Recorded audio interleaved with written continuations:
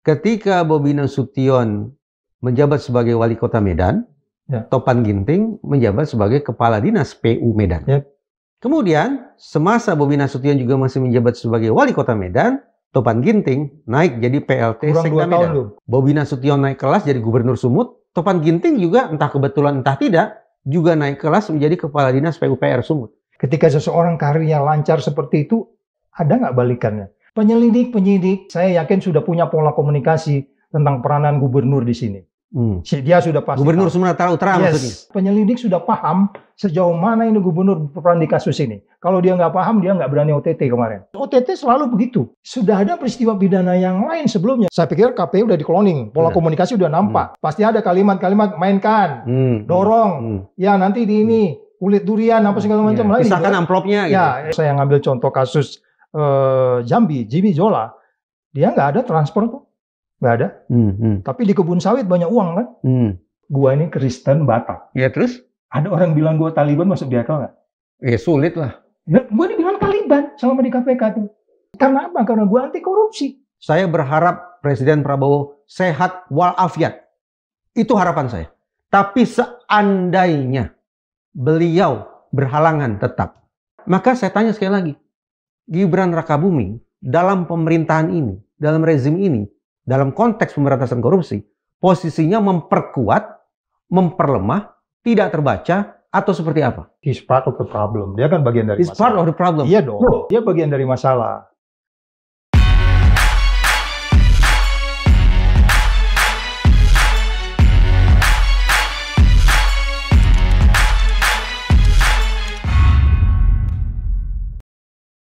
Bang Saud, 231 juta rupiah yang disita oleh KPK dalam OTT di Sumatera Utara, itu kan angkanya sangat-sangat kecil ya. Saya membayangkan ini hanya sekedar pelipur lara atas buruknya kinerja KPK beberapa bulan terakhir. Angka itu kecil betul, tapi kerusakan moral masyarakat di Sumatera Utara itu. Anda lihat sampai orang-orang bikin karangan bunga, jangan-jangan istri yang bikin karangan bunga tuh marah, "Pak, mending kamu kasih saya anak jajan daripada beli karangan bunga." Tapi karena udah begitu hopeless dan helplessnya masyarakat, jadi masyarakat tuh sekarang udah merasa tidak ada yang nolong, nggak ada yang bisa bantu. Sejujurnya saya malah berpikir jangan-jangan memang semakin kuat alasan bagi kita untuk membubarkan KPK saja. Kita akan bahas itu. Assalamualaikum warahmatullahi wabarakatuh. Sobat Madilog, sekian bulan silam ketika pemerintah menyelenggarakan retreat bagi kepala daerah, terus terang pertanyaan yang melintas di benak saya adalah, dari sekian banyak kepala daerah, siapa yang akan ditangkap KPK pertama kali? Pertanyaan itu terlupakan sampai kemudian tersebar berita KPK melakukan operasi tangkap tangan di Sumatera Utara terkait dengan dugaan suap pembangunan jalan di provinsi itu.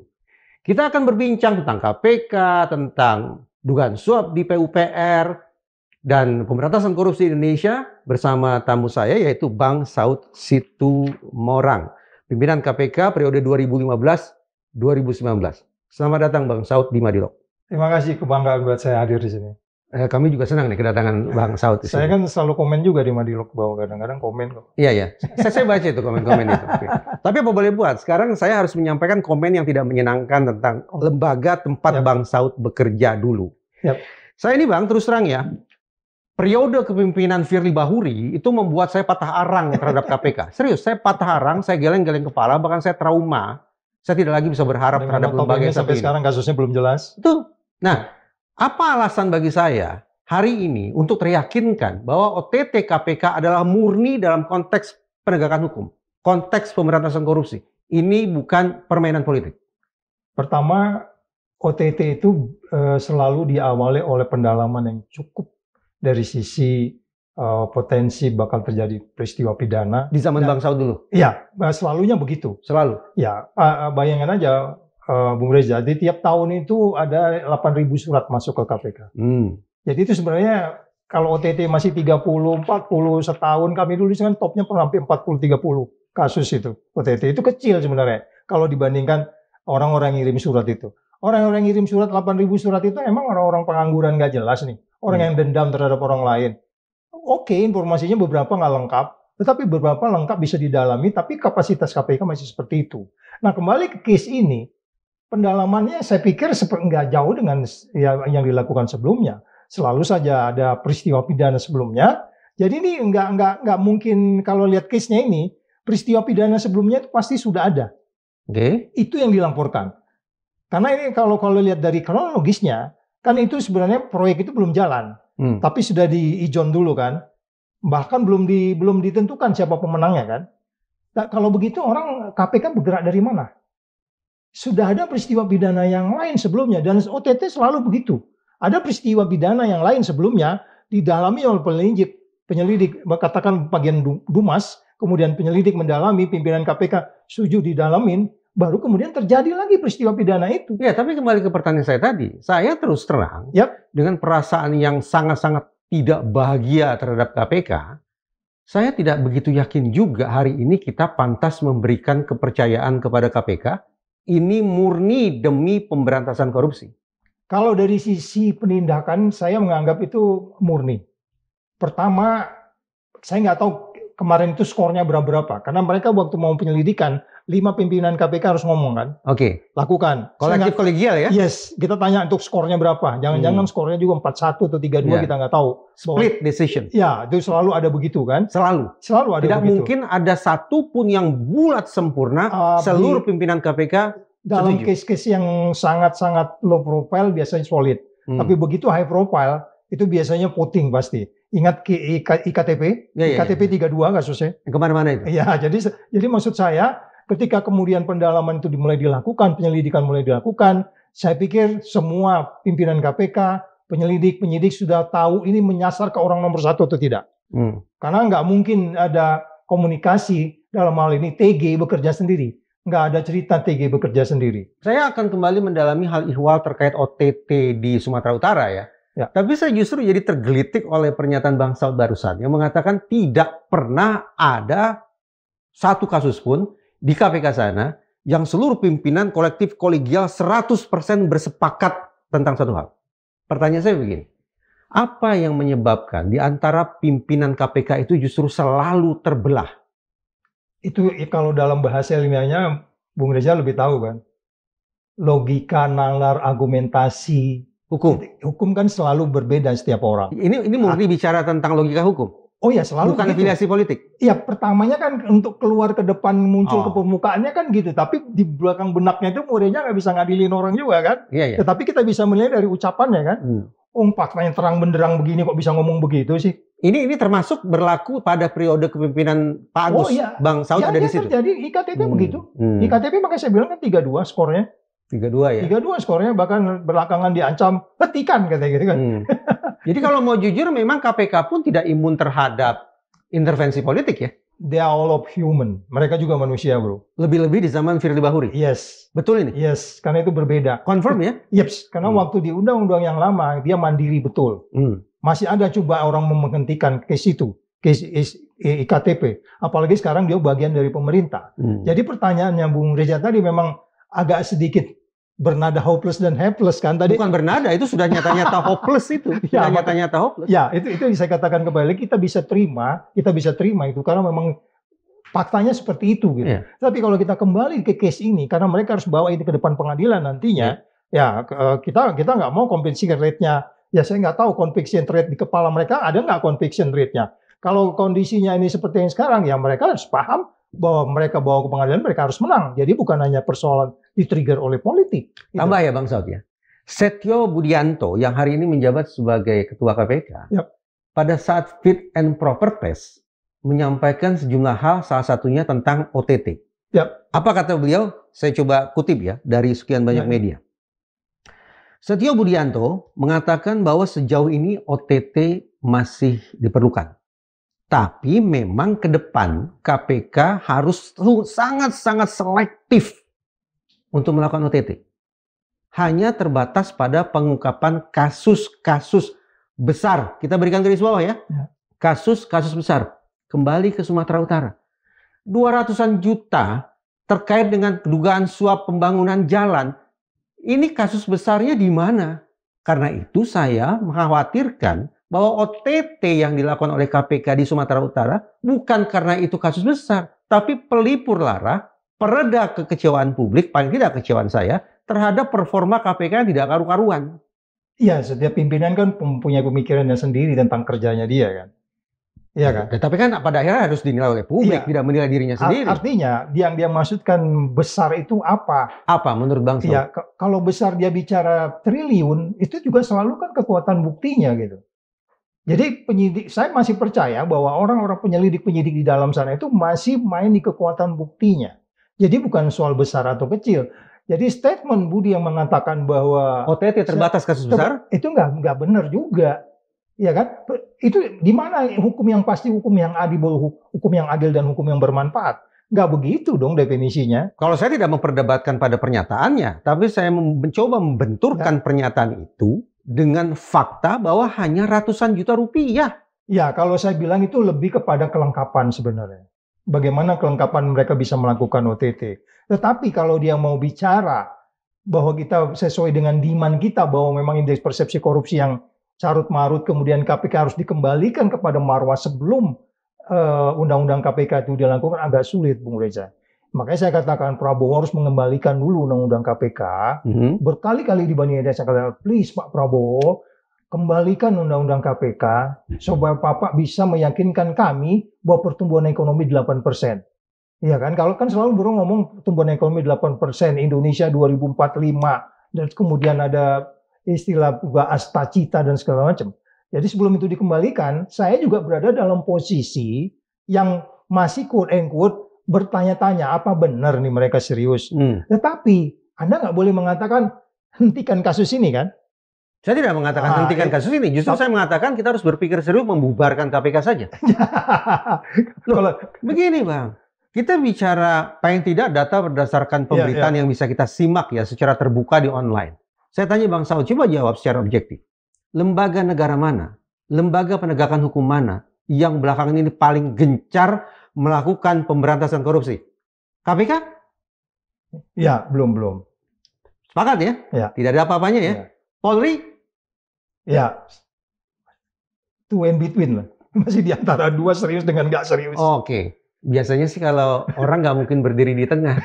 Kecenderungannya kalau tidak ke kiri, ke kanan. Jadi between serius dan tidak serius, kalau Polri di mana? Ya sama. Dengan KPK sama? Kompak nih ya? Ya, artinya begini. Kita belum bisa melihat bahwa mereka serius betul membawa efek jera terhadap perilaku. Kejaksaan Agung? Ya, oke. Mereka tetap berada dalam posisi yang menurut saya... Saat ini? Ya oke, dalam rangka kualitatif mereka akan lebih baik secara kualitatif loh. Tapi secara kuantitatif ya, secara kualitatif belum tentu juga. Kan kita harus bicara follow up-nya. Kalau kita bisa bicara kasusnya Thomas Lembong, apa itu sesuatu yang bisa kita berdebatkan 3 hari itu? Oh jelas, tapi faktanya, paling tidak faktanya, berkas hukum itu sudah sampai di pengadilan. Kita harus bersepakat dong, bahwa yang namanya berkas itu kan ada layernya, sebagai bentuk check and recheck dan seterusnya. Sudah sampai ke pengadilan, ya kita hormati. Itu kinerja Kejaksaan Agung. Dengan demikian semakin kuat argumentasi saya untuk mengatakan ya sudah pemberantasan korupsi sesungguhnya kita sudah bisa mengandalkan pada Kejaksaan Agung. KPK sebagai lembaga yang sifatnya sementara, ad interim, tidak ada salahnya. Kita diskusi bubarkan sekarang. Kalau memang tujuannya akhirnya adalah memang ada satu lembaga yang benar-benar kompeten, untuk kemudian mereka bisa melaksanakan pemberantasan korupsi yang saya sebut sebagai menjadi menimbulkan kepastian, keadilan, dan kemanfaatan secara umum, ya nggak apa-apa, silakan aja. Tapi pilihannya kembali lagi, undang-undang KPK ini mau diapakan? Kan sejarahnya menunjukkan KPK ini berdiri karena adanya dua lembaga lain yang tidak kompetitif terhadap mereka. Kemudian mereka dibentuk. Ketika dibentuk, mereka mulai prudent. Indeks persepsi korupsi naik mulai dari 20 terus naik kita pompa sampai 40. Itu menunjukkan indeks persepsi korupsi tidak boleh dianggap remeh karena itu ada 9 variabel yang dinilai dan ruwet itu cara kita melaksanakan pemilu juga disebut di situ. Nah, itu kan menunjukkan ada kinerja. Tetapi kemudian ini ingin dikembalikan. Saya katakan 3 ini dibiarin aja saling check and balance satu sama lain. Saya setuju 3 itu dibiarin aja. Nanti kita lihat. Jadi kalau ada KPK yang nakal ditangkap polisi, ada jaksa yang nakal ditangkap KPK, biarkan aja begitu. Baku bunuh satu sama lain gitu. Ya, biar. Itu check and balance saya pikir. Daripada diberikan pada satu badan. Tapi itu pilihan juga. Itu pilihan kita juga. Saya menangkap kesan Bang Saud ini sedikit banyak masih membela kantornya yang dulu ya. Aku masih melihat ada sedikit harapan. Itu kalimat, menurut saya itu kalimat klise gitu. Selalu ada secercah sinar di ufuk sana. Itu kalimat-kalimat klise gitu. Tapi dengan notabene undang-undang KPK harus dikembalikan. Kalau enggak saya tetap hopeless dan helpless. Satu itu masalah terkait dengan undang-undang KPK yang menurut Bang Saud harus direvisi besar-besaran. Sekarang bilang Prabowo bikin perpu aja. Bikin perpu. Lebih bagus. Orang bilang apa darurat? Iya, darurat. Apakah DPR tidak seia sekata dengan pemerintah terkait dengan pemberantasan korupsi sehingga sampai-sampai Bang Saud berpendapat Presiden keluarkan perpu saja? Bung Reja pernah memikirkan nggak apa yang di kepala orang DPR ini? Tidak tahu saya. Bagaimana? Yang sudah berlarut-larut, baru beberapa hari ini mereka bicara betapa tersiksanya supir ojol yang dapat uang 40.000 dia hanya terima 17.000. Ini baru-baru ini aja mereka mikir kayak begitu. Artinya apa? Mereka mulai sadar. Apakah kesadaran ini bisa kita dorong untuk kemudian ini ojol 20.000 dapatnya cuma 5.000? Itu perilaku korup, bro. Perilaku korup dasarnya apa? Tapi kan pejabat pemerintah nggak pernah memikirkan bahwa rakyat yang diperes kayak begitu darahnya baru beberapa hari ini aja berpikir gitu. Nah, saya belum berbicara yang lain. Itu kan ada 400 lebih orang di sana. Yang saya dengar baru bicara seperti ini aja 2, 3, 10 orang. Yang lain bagaimana? Di voting apakah itu jalan? Jadi maksud saya adalah kita tidak bisa mengatakan bahwa mereka tidak punya visi anti korupsi yang jelas dalam Indonesia 2045 sebagai indeks persepsi korupsi. Karena kalau kamu mau tumbuh 8%, indeks persepsi korupsinya minimal itu di atas 70. Sekarang itu baru 34. Jadi saya katakan kembali lagi, kita nggak bisa berharap banyak. Saat ini pedangnya di tangan Prabowo. Gua tebas lu semua. Nah, kalau begitu saya ikutin nih logikanya Bang Saud. Ya. Bang Saud teryakinkan tidak oleh kualitas anggota DPR saat ini? Bahwa mereka punya visi, mereka punya komitmen terkait pemberantasan korupsi? Dari mana kita bisa menilai mereka seperti itu? Kan dari ucapannya, dari perbuatannya, dari cara mereka menanggapi kerusakan 10 tahun ini. Ya. Kemarin sudah orang mau bicara soal menurunkan wakil presiden. Ya. Bagaimana mereka meresponnya? Tidak respon. Itu indikasi korupsi nggak? Yes. Saya masuk. Pimpinan KPK dipilih oleh siapa? Ya, apalagi sampai ke sana. Nah, artinya benar dong. Kita tidak bisa berharap pada KPK periode kepemimpinan sekarang pun kita tidak bisa berharap. Karena di titik hulunya Bang Saud mengakui tidak berkualitas ini. Iya, tetapi saya juga dipilih dengan cara yang sama, bro. Tapi kenapa saya melakukan itu? Kenapa kita bisa selesaikan IKTP dan kasus besar? Tergantung seseorang yang pegang, nggak usah lah kita bilang integritas, nanti banyak tersinggung, terlalu tinggi kata integritas. Tergantung keberanian dia bermanuver di jalan yang sulit itu kan. Siapa itu? Ya pimpinannya dong. Pimpinan siapa? Pimpinan KPK. Bukan pimpinan nasional? Termasuk. Kalau dia kasih perintah yang jelas, awas ya, gua ganti lo, karena lu sekarang di bawah gua loh. Lu KPK lu di bawah gua ganti bisa lo. Bang Saud ingin mengatakan bahwa kepimpinan KPK dan kepimpinan nasional tempo dulu itu yang terbaik? Kalau saya lihat yang tempo dulu nggak juga. Yang masa Bang Saud di sana? Iya kan Anda tahu 10 tahun ini kita carut marut. Kan Anda dengar bagaimana kita disuruh merhentikan kasus IKTP. Kita lawan kan? Itu apa yang saya bisa simpulkan dari cerita itu. Even hukum tidak benar, even pemimpin tidak benar, tapi kalau Anda punya keyakinan hukum yang pasti, hukum yang adil, hukum yang bermanfaat, kejujuran, kebenaran, keadilan, Anda pegang pedang itu, Anda hidup di dunia paling lama 100 tahun, bro. Paling lama kamu hidupnya 100 tahun di bumi ini. Bang Saud, Presiden ini memanfaatkan podium untuk bicara tentang dua hal. Luar biasa. Pertama dia katakan, kalau perlu 50 tahun itu bagi koruptor. Yang kedua, keluar kata-kata yang sebetulnya tidak begitu pantas, tapi menurut saya itu menunjukkan ketegasan. Bajingan. Ingat tidak? Bicara tentang korupsi, bahwa ternyata proses hukum segala macam rusaknya di pengadilan, diasosiasikan dengan korupsi, keluar kata bajingan. Yang ingin saya tanya, itu sesumbar atau Bang Saud melihat Prabowo punya keseriusan? Saya hanya melihat seseorang itu dari visinya itu, apa yang dia impikan, apa yang dia pikirkan itu apa yang dia ucapkan setiap hari. Oke. Tetapi kan dia bukan pimpinan KPK, dia bukan jaksa agung. Kalau Anda memegang prinsip apa yang disebut sebagai intelijen yang baik, gak usah dulu intelijen intelijen umum lah, orang-orang yang intelijensianya baik. Presiden batuk aja itu perintah buat kita semua. Hentikan korupsi sekarang juga. Presiden sudah melakukan itu. Tetapi ada orang yang benar-benar tidak mempunyai visi itu sehingga terjadi peristiwa di Medan itu. Itu karena nggak punya visi sama sekali. Kan ada bukti mengatakan dia bahkan jalan sama salah satu kontraktor itu kan. Jadi maksud saya adalah apa yang disampaikan oleh Presiden itu cukup baik, tinggal kita tunggu kelanjutannya. Kalau tidak jadi omon-omon ya? Oh iya, daripada yang sebelumnya. Yang sebelumnya itu dia hanya ngomong sekali. Sebelumnya itu siapa maksudnya supaya saya tidak salah tafsir? Ya siapa lagi lah? Presiden Jokowi. Iyalah, siapa lagi kalau bukan dia kan 10 tahun itu kan kerusakan kita kan. Jadi artinya ya hadir di hari anti korupsi, foto-foto. Simbolik lah ya. Yang kayak gitu-gitu. Ya. Tapi bicara secara tegas, mendeliver message, gua nih serius loh. Nah, itu sesuatu yang kita harus hargai dan kemudian kita harus perintah. Bang Saud ini entah lupa, entah pura-pura lupa ya. Apa tuh? Di sebelah Prabowo ada siapa? Saat ini maksudnya? Ya, Wakil Presiden Gibran bin Jokowi. Ya, enggak. Itu saya nggak mengatakan bahwa Prabowo undermine dia gitu. But actually, he really undermine. Sebenarnya dia undermine. Cuman menghargain aja sebenarnya bahwa ini ya wakil gua, bahwa di pemilu harus ada ada pasangan. Bang Saud bukan bagian dari kantor staf kepresidenan. Jadi menurut saya kalimat itu agak kurang terukur juga itu.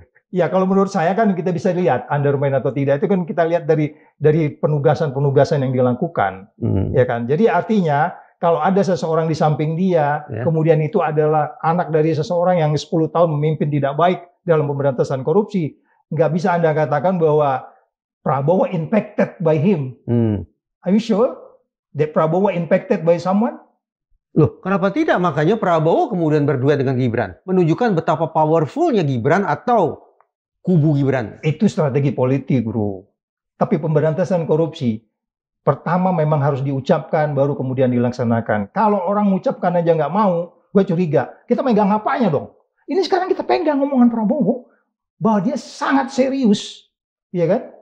Ya itu kita harus dukung gitu loh. Dan kemudian ya semua buat kita berhenti korupsi sekarang juga. Saya pikir kita ini sudah berbulan-bulan lewat dari masa pelantikan presiden wakil presiden. Udah saatnya tidak pidato lagi gitu. Iya. Oke, ya itu udah mulai kan? Iya, kita mulai dari cara lebih jujur lah. Kita hanya bisa mengimbau sekarang KPK kamu masuk dari daerah. Di daerah itu Mas Reja, di daerah itu ada namanya koordinator wilayah. Kami dulu menempatkan Korwil karena itu di beberapa provinsi karena kekurangan orang. Ya. Ada koordinator wilayah di Medan, tapi bahwa Aceh, Sumut, Riau, Jambi, dan seterusnya, koordinatornya di situ. Dia setiap hari, day by day, mengamati apa kelakuan gubernur, kemudian dia masuk ke tingkat 2. Saya nggak ngerti sekarang, apa itu dilakukan di KPK. Saya dengar koordinator wilayahnya ada, tapi itu saya nggak ngerti, bekerja atau tidak. Jadi artinya gini, kita tidak bisa, makanya saya katakan tadi, saya masih punya harapan, Korwil itu masih ada. Cuman saya nggak ngerti Korwil ini sekarang kerjanya apa di sana. Sehingga karena di sana dia masuk tata kelola. Ada 9 area yang kita kerjakan di sana. Pajak, pengadaan barang, terus kemudian tata kelola, yang lain-lain ada 9 area. Dan itu dilakukan. Jadi artinya nggak juga hanya penindakan. Betul, saya mempertanyakan efektivitas Presiden Prabowo loh. Oh, karena kan tadi Bang Saud ini kan terkesan menaruh harapan atau bahkan masih mengeluh-elukan Presiden Prabowo ya. Bukan mengeluh, mengharapkan. Oke, ginilah contoh konkret ya. Ingat tidak dalam kasus pagar laut? Ya. Presiden bicara, ujung-ujungnya apa? Cuma cabut pagar. Ya. Kalau hanya cabut pagar, cukupkah atau pantaskah Presiden sampai harus bicara tentang itu? Kalau enggak hari ini kan Said Didu masih teriak terus sampai hari ini. Artinya apa? Untuk berhadapan dengan kekacauan yang sifatnya sistemik, sosok Presiden Prabowo pun masih belum cukup powerful, apalagi korupsi. Ya. Sekarang pertanyaan saya begini. Oke lah, saya berandai-andai, saya mengalah nih. Saya berandai-andai Presiden Prabowo punya komitmen, punya keseriusan melakukan pemberantasan korupsi. Saya minta pemetaan dari Bang Saud. Sosok Gibran, Wakil Presiden Republik Indonesia, ini dalam posisi memperkuat pemberantasan korupsi, ataukah tidak jelas posisinya? Atau memperlemah, atau seperti apa? Indikatornya apa kalau dia dikatakan dia mendukung? Saya tidak tahu. Saya mengajukan pertanyaan ini berangkat dari kerisauan sesungguhnya. Dengan segala hormat, saya berharap Presiden Prabowo sehat walafiat. Itu harapan saya. Tapi seandainya beliau berhalangan tetap, siapa yang maju? Siapa yang pegang tingkat komando? Gibran. Maka saya tanya sekali lagi, Gibran Rakabuming dalam pemerintahan ini, dalam rezim ini, dalam konteks pemberantasan korupsi, posisinya memperkuat, memperlemah, tidak terbaca, atau seperti apa? Kalau supaya kita agak netral dikit, dia nggak bisa apa-apa, itu aja. Because he's part of the problem. Dia kan bagian dari masalah. He's part of the problem. Iya dong. Kalau he's part of the problem, maka regresif dong. Iya, dia bagian dari masalah. Kalau kita nggak bicara di beberapa hari ini orang di DPR kan. Dia bagian dari masalah. Naiknya juga perilaku korup. Ya kan, begitu juga putusan 90 itu perilaku korup. Iya dong. Itu kan perilaku korup. Ya kan? Putusan 90 itu. Jadi artinya dia bagian dari masalah dan dia paham betul, agak sulit bagi dia untuk bicara bahwa saya orang-orang yang berintegritas untuk membangun negeri ini. Jadi ya, makanya saya katakan, saya pakai kata undermine tadi, saya tidak mengatakan Prabowo tidak menganggap dia, tapi udah, kamu jangan berisik aja, udah kamu di situ aja deh, bahwa memang seorang presiden harus punya wakil. Ya kan begitu aja. Formalitas saja? Yes, absolutely. Tapi ada Pak Habibie yang bisa perform tanpa wakil presiden. Iya, kita kan bicara prosesnya, Bu. Proses rekrutnya beda, talent scoutingnya juga beda, integritasnya juga beda, ya kan? Itu nggak jauh sama sekali prosesnya. Jadi sekali lagi, kalau memang kita hanya mengatakan bahwa KPK saat ini mengerjakan apa adanya, saya pikir dalam konteks peristiwa pidana, bahkan mereka juga bisa dikategorikan menghalangi penyidikan sebenarnya kalau dia tidak lakukan penindakan ini. Oke, hopeless dan helpless sampai detik ini kita berdua tuh sama. Tapi Anda bayangkan, Anda buang sekarang variabel Prabowo. Saya mau tahu tingkat hopeless, helpless Anda berapa? Oh, semakin helpless. Jelas kan? Saya sepakat dengan Bang Saud tadi katakan, kita butuh panglima untuk kirim aba-aba bantai koruptor. Gitu. Dan itu sudah dilakukan, tetapi kan dia bukan hakim, bukan jaksa, bukan penyidik dan penuntut. Please, jaksa, polisi, KPK, jabarkan omongan presiden itu. Lakukan upaya-upaya inovatif, lakukan upaya-upaya yang progresif, bukan cara-cara yang seperti normatif. Makanya ketika orang tanya saya, pagi ini saya di salah satu TV, Bang Saud gimana kasus Sumut? Itu bosnya punya potensi pasal 12. Walaupun tidak ada transfer sama sekali. Punya potensi itu udah 12 karena di situ ada perbuatan. Dia membiarkan atau memberikan. Itu aja sudah pidana sebenarnya. Karena kita tahu uang tidak akan pernah ditransfer sampai hari ini. Yeah. No. Sesaat lagi saya akan bertanya tentang follow the money. Dalam kasus OTT di Sumatera Utara itu kira-kira duit ratusan juta. Sedikit itu. Itu ibaratnya uang receh lah ya. Proyeknya 200-an juta. Ya. Itu kira-kira mengalirnya kemana aja. Tapi sebelum ke sana, saya cuplik perkataan Bang Saud barusan bahwa Gibran munculnya saja itu udah korup. Itu kan tadi mengatakan.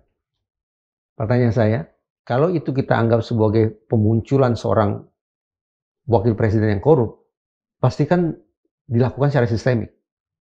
Tidak mungkin ini hanya satu orang individu saja. Ya. Pasti sistemik. Kemungkinan terjadi penyalahgunaan terhadap lembaga negara menjadi suatu hal yang tidak bisa kita kesampingkan. Dalam konteks perbincangan kita, Bang Saud menangkap tidak kesan minimal lembaga penegakan hukum yang justru kontra terhadap pemberantasan korupsi? Oh ya, ada. Ya. Bang Saud akan sebutkan nama lembaganya. Saya pikir kita di Indonesia nggak usah disebutin juga kita tahu semua. Yang paling penting kan begini, ketika kemudian kita dapat angka di bawah 40 dari World Justice Project. Menilai kita hanya dapat 40, itu kan angka 40 itu sangat detail. Dari 1 sampai 100 kita dapat 40 itu kan cara kita melakukan penyelidikan, penyidikan, secara keseluruhan criminal justice system kita itu kayak apa sebenarnya kerjanya. Yeah. So what? Anda nanya saya lagi, Anda lebih tahu dari saya.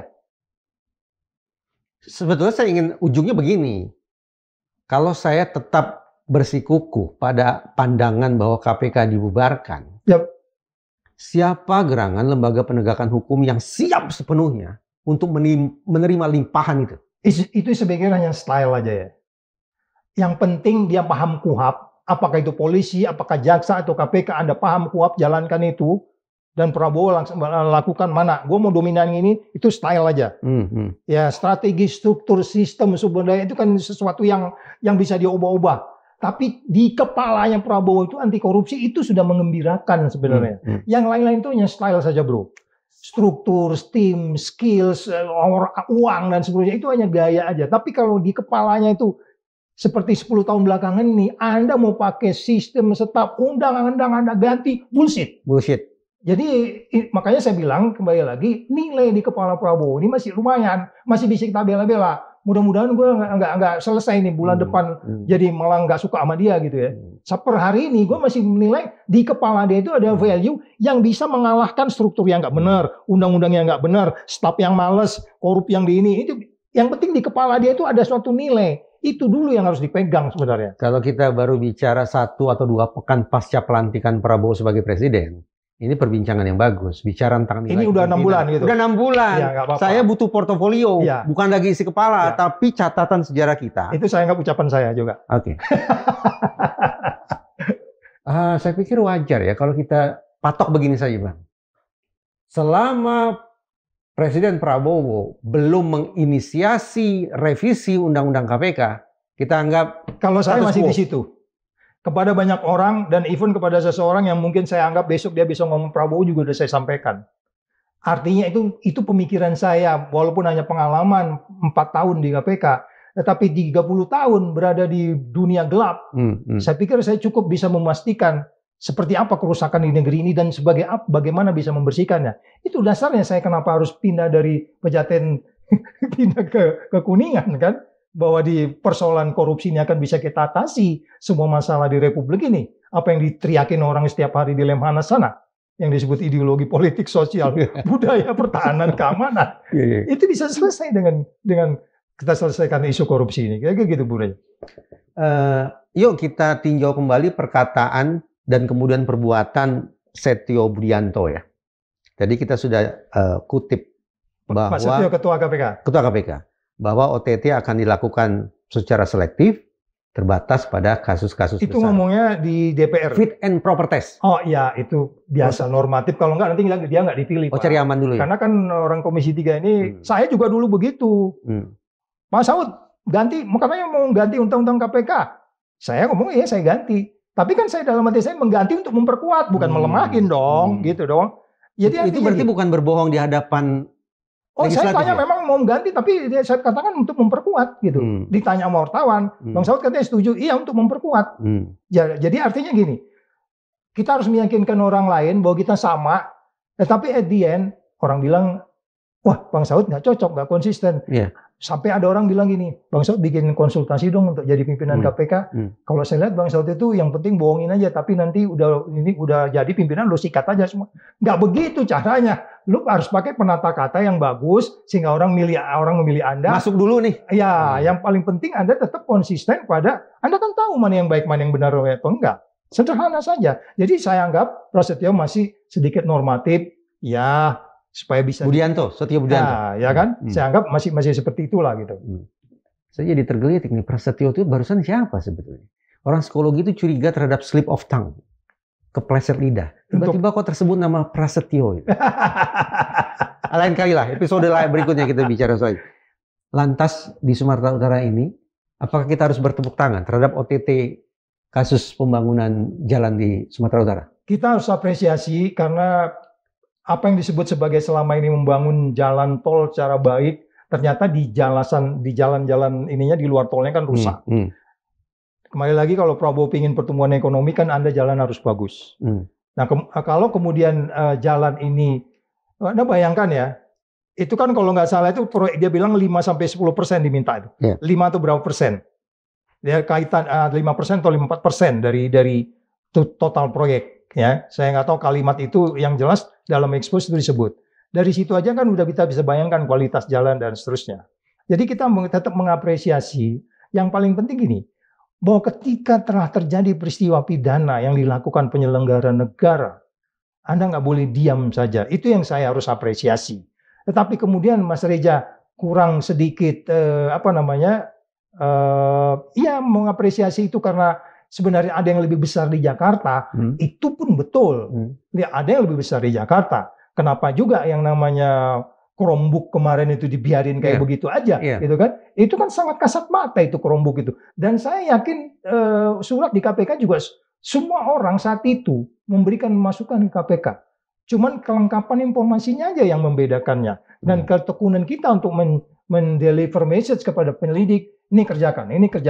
Atau kita kirim sinyal sehingga penyidik pinter, mampu mengembangkan nalar argumentasi untuk kemudian memprioritaskan setiap kasus. Jadi sekali lagi, saya tidak pernah mengatakan besar kecilnya kasus, enggak, ya kan? Orang yang belum beres ngurusin SIM aja sekarang itu harus diselesaikan, apalagi yang kecil gede-gede begini, yang kaitannya dengan transportasi komunikasi, gitu Mas Reza. Ratusan juta rupiah itu diduga sebagai fee, terlarang tentu saja ya, suap. Kemudian yang di OTT berapa orang? Cuma 5 orang. 5 orang. Pejabat tertingginya apa? Kepala Dinas PUPR. Sudah selesai ini? Kerja KPK udah selesai? Ya enggak dong. Kepala dinas itu emangnya berani kerja tanpa perintah? Penyidik, saya yakin sudah punya pola komunikasi tentang peranan gubernur di sini. Dia sudah pasti. Gubernur Sumatera Utara maksudnya? Nggak mungkin juga seseorang dengan proyek yang begitu untuk skala daerah itu besar dong. Oh iya. Saya ikuti. Kemudian tanpa dia harus melakukan perbuatan yang berpotensi melanggar undang-undang. Keyakinan kita bahwa semua kejadian sama kalau saya ngambil contoh kasus Jambi Zola, dia nggak ada transfer tuh, nggak ada. Tapi di kebun sawit banyak uang kan. Modus yang sama bisa terjadi di mana-mana. Itu sebabnya saya katakan penyelidik sudah paham sejauh mana ini gubernur berperan di kasus ini. Kalau dia nggak paham, dia nggak berani OTT kemarin. Memang netizen itu juga sudah riuh rendah menyebut-nyebut nama Bobi Nasution. Jadi saya bayangkan, kenapa OTT KPK di Sumatera Utara ini jadi viral? Bukan karena ratusan juta rupiah, bukan karena 5 tersangka, bukan pula karena menyangkut jalan raya dalam kurung kepentingan publik, tapi seolah publik ini menunggu-nunggu KPK seberapa jauh cakarnya bisa sampai ke kantor gubernur. Ya, itu bisa kita terima dan kita harapkan itu dikembangkan karena saya katakan kita hari ini diskusi hukum yang adil ya. Iya dong. Kalau enggak gimana? Dia harus mendalami itu tanpa kita harus mengatakan dia bahwa salah dan seterusnya, azas praduga bersalah atau tidak. Tapi kalau intelijen itu dia harus bergerak dari satu pemikiran, Anda bisa buktikan sebagai penegak hukum untuk kemudian itu menjadi sebuah bukti yang bisa diperdebatkan. Kita nggak perlu pengakuan, mau bantah-membantah silakan, ya kan mau bantah tuh konferensi pers kemarin, ya, silakan aja. Tapi kekuatan buktinya akan bisa mengarah kepada Anda berbuat apa di case ini kan itu kalau peristiwa pidana kan. Saya malah khawatir jangan-jangan ini nanti akan ada semacam kompromi. Oke, ungkap kasus Sumatera Utara nih ya. Kasus jalan, pembangunan jalan, silakan ungkap, tapi hanya sampai pada layer tertentu saja. Itu yang saya katakan, itu yang sebenarnya tidak boleh terjadi di KPK, apalagi di KPK. Anda harus tetap berpegang sebagai trigger mekanisme bagi yang lain. Oke, di tengah keterpurukan ini, Anda harus tetap jadi contoh untuk kemudian menyelesaikan kasus ini sesuai dengan perbuatan seseorang dalam kasus ini. Jadi jangan hanya mengatakan dengan sejumlah pembenaran-pembenaran akan menjadi lebih baik. Apa yang mereka lakukan dijelaskan ke publik. Jangan ditutup-tutupi sehingga kemudian dikasih kesempatan juga. Ada beberapa case seseorang yang bermain di sini tapi mastermind tidak pernah muncul karena nggak dikasih kesempatan ngomong. Coba tuh yang si TG itu suruh dia kesempatan ngomong. Mungkin dia nggak akan ngomong lain ke publik. TG ini maksudnya Topan Ginting, Kepala Dinas PUPR Sumatera Utara. Jadi KPK perlu memberikan kesempatan kepada dia untuk bicara. Iya, kalau supaya kita tahu ini mentoknya di mana, di penyidik, di penuntut atau di mana. Karena bagaimanapun, dia akan menutup. Kalau dia pun menutup, penyidik akan melihat. Kan ada pola komunikasi. Kecuali kalau sampai hari ini HP-nya belum di cloning ya. Saya pikir KPU udah di cloning, pola komunikasi udah nampak. Nggak mungkin juga. Pasti ada kalimat-kalimat mainkan, dorong, ya nanti di ini kulit durian apa segala macam lain. Pisahkan amplopnya gitu. Ya, mungkin nggak bahasanya nggak bisa begitu. Nanti kita ke Jalan Selat Panjang aja ya, maksudnya situ makan mie kan gitu kan. Tapi begini, petuah Bang Saud barusan ini untuk KPK justru samar-samar mengindikasikan bahwa memang kompromi dalam penegakan hukum itu ada dan pernah dilakukan juga oleh KPK. Oh ya, memang ini Indonesia, bro. Termasuk di periode Bang Saud. Oh ya, ini Indonesia. Makanya tergantung bagaimana Anda megang pedang itu gitu. Saya nggak usah menyebut kasusnya. Di dalam bebannya case, saya termasuk orang yang kalah sendirian. Oh ya? Kalah sendirian. Karena nggak sama pemikirannya. 4-1 maksudnya begitu? Oh iya bisa. Banyak kejadian. Pernah kejadian 4-1 tapi yang satu yang menang. Saya yang menang. Pernah kejadian kayak begitu. 4-1 bro. Tapi yang menang yang satu. Karena gue tinggalin di ruang pertemuan. Gue tinggalin ruang pertemuan, mereka berubah pikiran. Jadi Anda pegang pedang itu, Bung Reza, hidup kita ini nggak sampai 100 tahun bro. Apa yang harus kita lakukan? Bang Saud dulu waktu masuk KPK sebagai representasi apa? Representasi apa ya? Orang bilang intelijen gitu ya. Maksud saya begini, apakah akademisi, apakah LSM, apakah kayaknya birokrasi? jadi pegawai negeri ya, karena Pegawai aku negeri. pegawai negeri waktu itu kan. Pegawai negeri, jadi prestasi pegawai negeri. Tapi kan kita punya barang beda sama toko sebelah kan, gitu aja. Oke. Sama-sama birokrasi ya, tapi etosnya berbeda sepertinya. Bang, saya masih terus terang tidak begitu berani menaruh harapan kepada KPK. Spesifik lah dalam kasus mereka harus di KPK. Oh jelas. Saya masih sering berkunjung ke sana kok. Tetap membantu mengingatkan mereka. Saya tidak membayangkan akan sampai ke lapisan yang disebut-sebut oleh netizen sebagai Gubernur Bobi Nasution. Juga jangan-jangan kita nggak boleh dendam. Kalau kekuatan buktinya cukup, jangan ditutupi. Itu aja. Karena peran seseorang itu di dalam kegiatan-kegiatan menyangkut pengadaan barang itu kan sangat ditentukan oleh mulai dari kuasa pengguna anggaran, itu kan semua struktur-struktur itu kan paham itu penyelidik itu. Siapa berbuat apa itu udah paham. Ini OTT Bung Reza. OTT itu udah jelas berikutnya itu siapa. Ini hanya pintu masuk gitu ya? Iya, what next-nya itu udah jelas. Sama yang terjadi pada Jimmy Zola ketika itu kan hasil OTT juga. Dia nggak terima uang. Tapi didalami, ya kemudian bunyi kan. Nah itu kan masa dulu.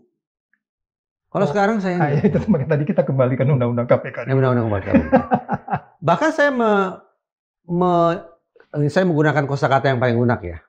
Merasa was-was bahwa sejak sekarang nih sudah ada manuver-manuver untuk memagari pagar kantor gubernur. Mengokupai. Iya. Agar kemudian proses penegakan hukum oleh KPK tidak sampai ke mana-mana. KPK punya pengalaman kok. Punya pengalaman dan banyak orang yang membantu. Yakin aja ketika 5 pimpinan ini memang punya value yang sama di kepala mereka dengan presiden. Dia nggak dalam posisi ragu untuk melanjuti kasus ini. Kalau lu punya penilaian value yang sama dengan presiden lo ya, kecuali kalau mulai agak goyang-goyang dan kemudian itu saya nggak ngerti. Bang Saud ada komunikasi dengan pimpinan KPK periode sekarang? Terakhir saya waktu itu dikasih semacam kayak sertifikat karena waktu itu kan kita di sana membangun apa yang disebut SCLC, Anti Corruption Learning Center. Terus di situ ada satu sertifikasi. Ya, kemudian 2 minggu yang lalu ya, saya ketemu interaksi dengan pimpinannya. Termasuk bicara soal OTT Sumatera Utara? Enggak, Sumatera Utara enggak. Saya biasanya kalau dedikasi itu saya nggak mau even nelpon nanya enggak. Saya gunakan imajinasi saya dari potongan informasi yang bertebaran. Kalau saya tanya, itu kesalahan. Nanti bisa jadi terjadi yang dia sampaikan bocor ke saya pada ke orang lain, atau katakanlah yang dia sampaikan ke saya itu dia sampaikan ke orang lain, sementara dari orang lain bocor ya, saya bisa kena. Saya dulu saya tidak membiasakan ketika ada case bertanya tentang kasus itu. Enggak. Kita pakai imajinasi kita dari potongan informasi konferensi pers itu aja, itu sudah cukup. Makanya dulu kalau zamannya Febri dulu ada 2 lembar begini Mas Reza. Itu udah lengkap menggambarkan kalau kita punya imajinasi, kita bisa apa yang terjadi sebenarnya di dalam konferensi pers itu. Nah, itu kan semua menata bahasa saja sebenarnya. Tapi siapa berbuat siapa, what next-nya itu sebenarnya sudah tergambar sebenarnya. Ya. Saya menangkap itu sebagai sebuah nada yang bisa ditafsirkan positif, bahwa Bang Saud tidak ada keinginan, tidak ada syahwat apapun untuk merecoki, bahkan untuk ingin tahu seperti apa, tidak mau resek lah terhadap karena ketika Anda bertanya itu kan ada konsekuensinya seperti saya bilang tadi. Konsekuensinya diantaranya pasti orang akan melihat Saud kok tanya-tanya ya gitu.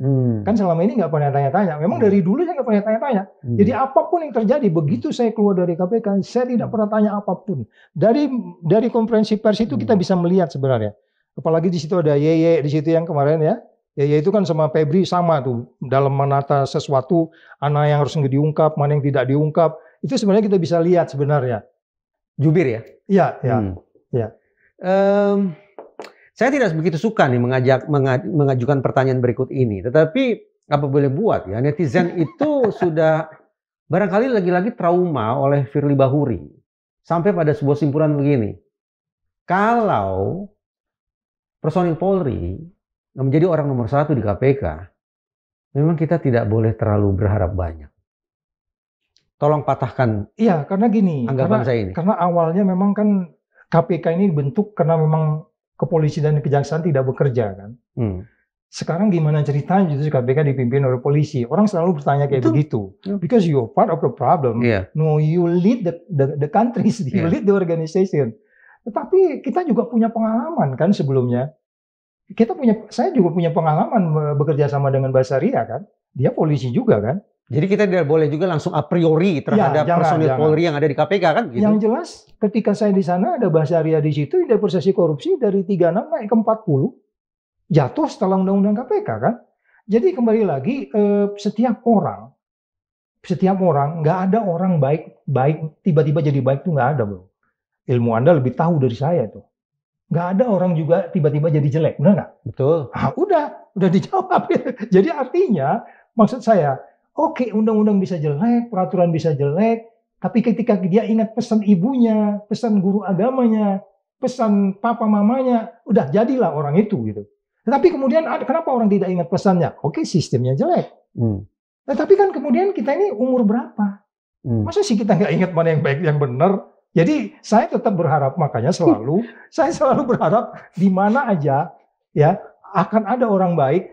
Makanya menjaga orang baik tetap baik ini yang jaga sulit. Saya mengatakan, saya masih tetap percaya si TG ini karirnya cemerlang, mulai dari camat di mana di Tuntungan katanya, dia orang baik gitu.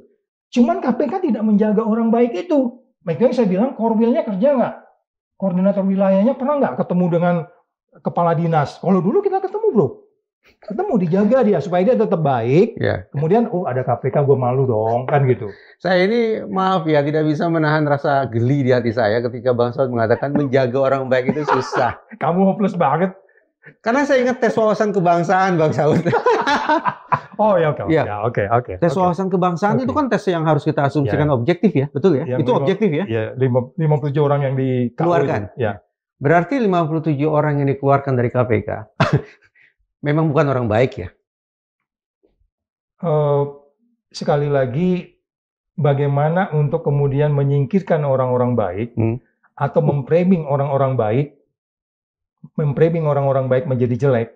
Bro, gua ini Kristen Batak. Ya terus? Ada orang bilang gua Taliban, masuk di akal nggak? Ya sulit lah. Gua dibilang Taliban selama di KPK tuh. Tapi mungkin Taliban maknanya bukan afiliasi agama. Udah bukan. Pasti Taliban itu pasti kelompok yang kita nilai lah dari Asia Selatan kan begitu.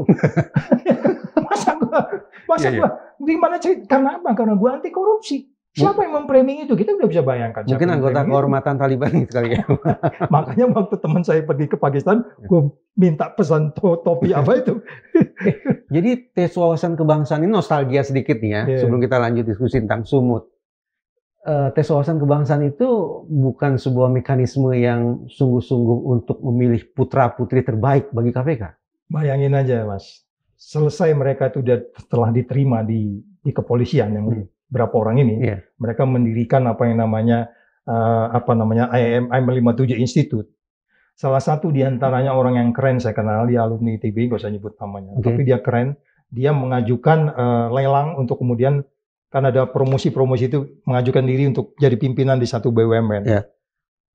Dia bilang sama saya, Bang Saud, saya masih dinilainya sebagai orang pembangkang dan saya dinilai dari omongan saya yang ada di Twitter waktu itu katanya gitu. Terus kemudian ini akibat dari framing yang dibuat kepada media itu, kita mematikan karir orang. Sekarang dia berada di kepolisian bahkan, ya kan? Dan rencananya mereka akan menjadi tim khusus yang ada Novel dan Harry segala macam di situ. Orang itu ada di situ sekarang. Di Polri kan itu berarti? Iya. Maksud saya gini loh, bahwa ketika kemudian kita mau mencoba sesuatu yang baik, memang itu nggak gampang. Nah, menjadi lebih buruk ketika sistemnya semakin buruk. Menjadi lebih buruk ketika pimpinannya juga buruk. Kan begitu. Makanya kalau ditanya orang, kenapa pada saat saya di sana waktu itu bersama 4 pimpinan yang lain, dinamikanya jadi berbeda. Kenapa kemudian ada sebuah upaya-upaya yang lebih, katakanlah lebih kompetitif, ya dong, lebih bersaing dengan yang lain, tetap melakukan supervisi yang baik terhadap dua institusi yang lain.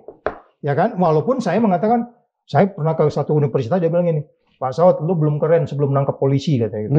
Dia bilang begitu. Ada yang mengatakan begitu? Ada yang bilang gitu. Ya aku bilang, ya kita lihat dulu. Sekarang saya tanya, cicak buaya 1, 2 itu ada hasilnya nggak? Aku bilang. Oh, maksud lu jadi lu nggak berani? Bukan, ini bukan soal berani tidak berani. Bagaimana kita menyelesaikan case itu? Kalau lu hanya gerak, kemudian lu nggak bisa ngerjakan sesuatu, berisik, noise, lu malah nggak bisa kerja, ya kan? Itu kan buktinya begitu. Jadi sekali lagi, apa yang saya sebut tadi itu strategi, struktur, sistem, skills, itu boleh Anda main-mainin. Tapi di sini Anda itu nggak boleh berubah.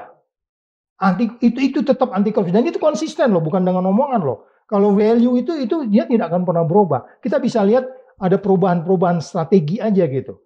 Teknik aja. Kualitatifnya berubah, tapi kuantitatifnya bisa berubah. Tapi kualitatifnya tidak pernah berubah. Sekian banyak ex-KPK yang tidak lolos tes wawasan kebangsaan, hari ini kan tergabung dalam sebutlah satuan kerja khusus di Polri kan ya. Nah ini jawabannya pasti klise nih. Jawabannya pasti normatif nih. Bang Saud menilai prospek mereka di satuan kerja yang ada dalam institusi Polri akan positif atau bagaimana? Maunya nggak normatif tadi. Iya, kalau normatif saya nggak akan ajukan pertanyaan ini. Mereka itu yang di sana itu ada 2 aliran, 2 mansab. 2 mazhab. Mazhab latar belakang. Yaitu? Pencegahan dan ada beberapa di antara dan penindakan. Oke, lalu? Yang pencegahan, iya, pencegahan biarkan aja. Bagi kerja aja yang 2 pengalaman pencegahan, yang penindakan masuk. Novel itu punya background penindakan. Ya oke, main aja di penindakan. Bahkan dia wakil ketuanya kan? Ya, artinya gini, kalau memang nanti itu mereka pencegahan, tetapi nuansanya penindakan, itu akan lebih manis, bro.